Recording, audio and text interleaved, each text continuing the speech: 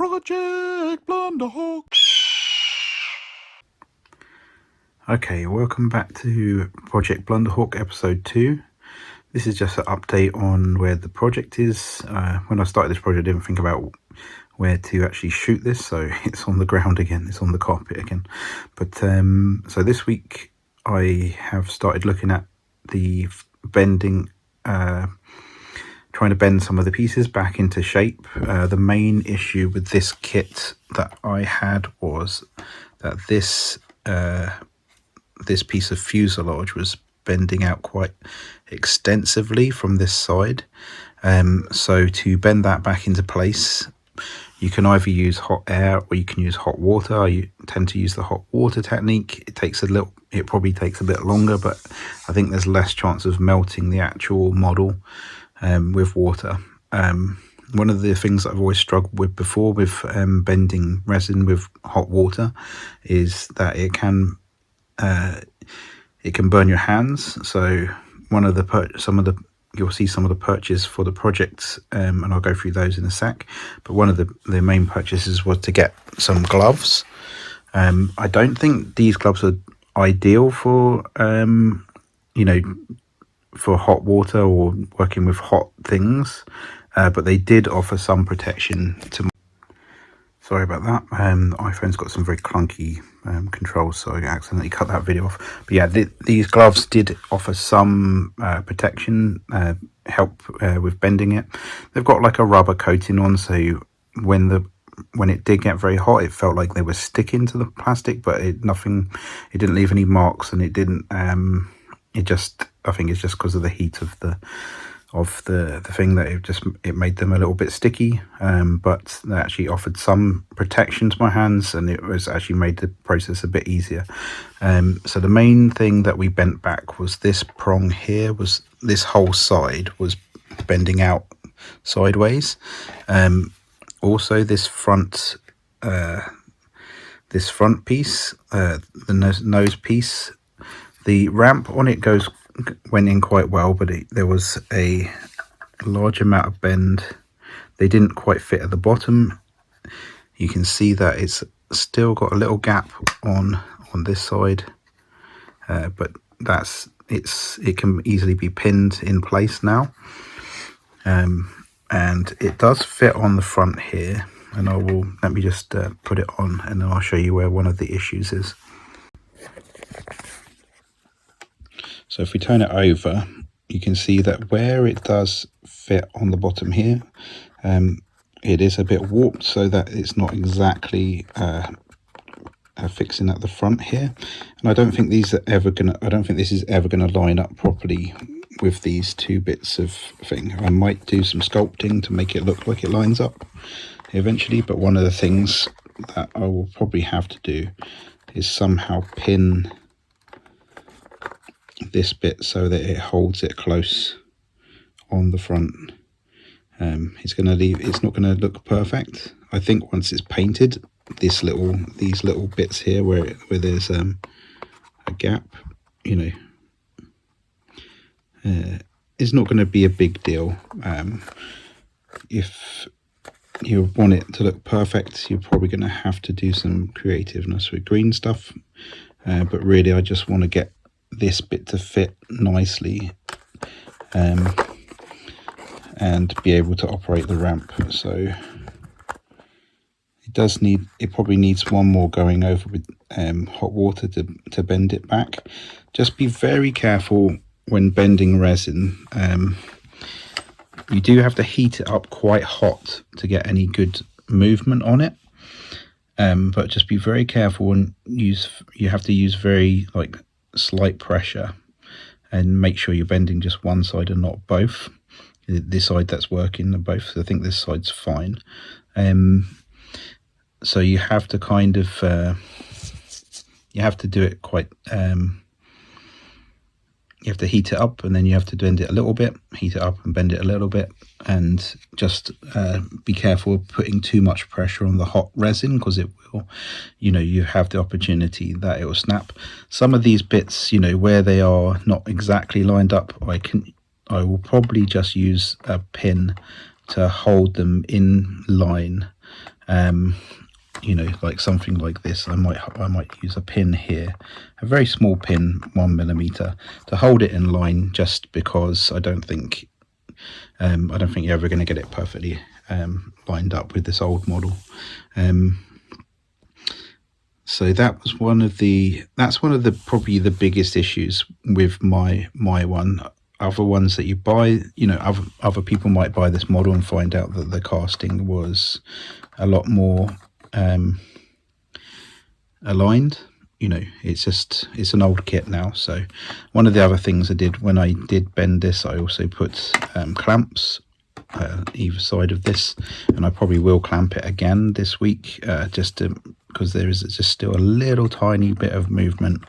And you can also use rubber bands to hold stuff aligned as well.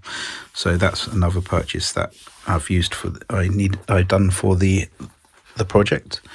Some other bits that I've been bending are, this did used to have a slight bend in it. This piece looks like it will fit into the model quite nicely where it's supposed to go. Some other bits that we've bent the doors, because they're quite thin, they came out a bit bent, but I've straightened these up. You can see it's quite straight now. That's using the hot water technique and applying some light pressure. This larger piece does still have a bend in it, but I think because it's inside, I don't think I'm going to be too bothered about getting that perfectly straight, as long as it fits into place in the model. And I can't remember where it goes. I think it goes at the back here. As long as it fits into the model and it aligns with the top half, I don't really care about that being like 100% straight. These are quite fragile. I've managed to, they were quite bent.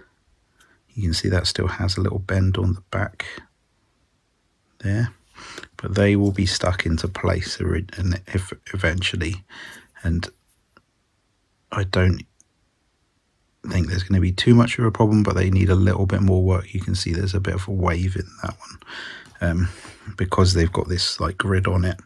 It was always going to come out a little bit skew with, but there should be, that also means they're easier to bend. The doors don't actually fit into the holes, so they will eventually need to be sanded down a little bit so that they fit perfectly.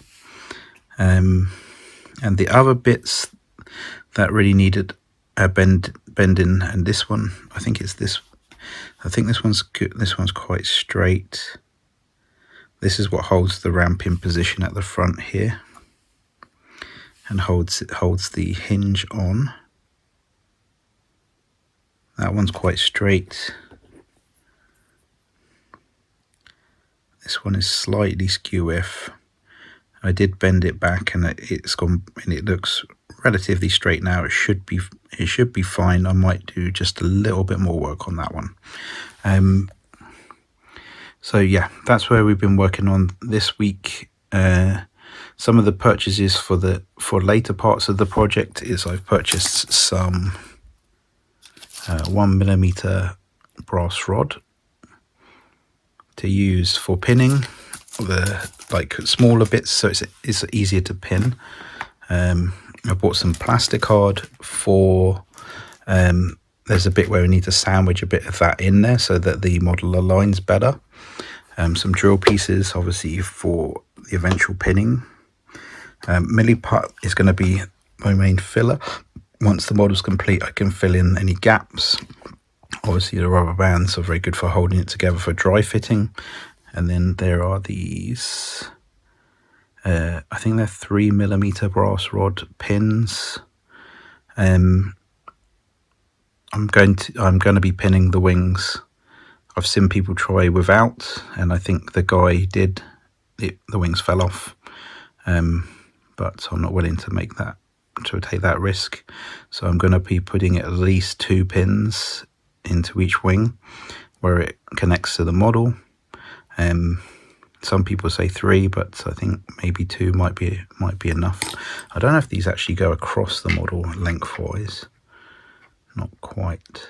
So they're probably just going to be 1 on each side, or I can always get some slightly bigger pins if it's necessary, but certainly longer pins if I want it to go all the way through. So that's where we are this week. I'm quite happy with how the bending of the resin back into place is going so far. Just a little bit on the nose really needs some work. And then I'll be working on the back half of the fuselage, which will need a piece of this plastic card sandwiched in it. I've got a 1mm, I think it's a 1mm gap that needs sandwiching, and then I've got some 0.5mm plastic card for the engine intakes. Has got a small gap on the bottom and the top once that's been put into place, so that might need a little bit of plastic card sandwiched in it as well. One of the biggest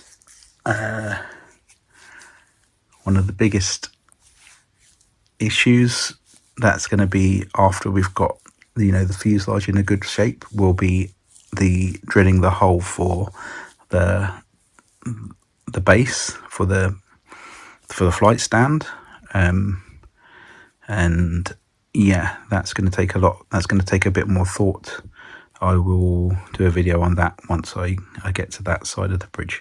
I think the drill goes into, I think the person online that did it, he drilled it into this piece, and I believe it went in this, there's a sort of like a square here.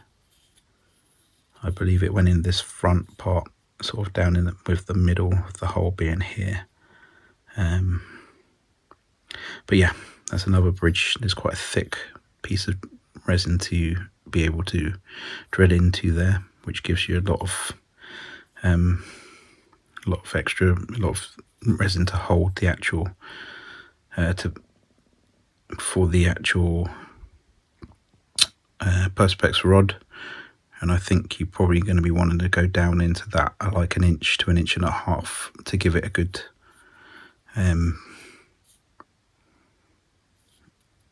amount of depth for it to be able to hold the model. So yeah, we come to that part at a later stage in the project, but this is episode 2, and just want to show some update on the bending of the fuselage and the nose back into place. Yeah, I'll drop another episode once I've done a bit more work on it. Thank you, and see you next time.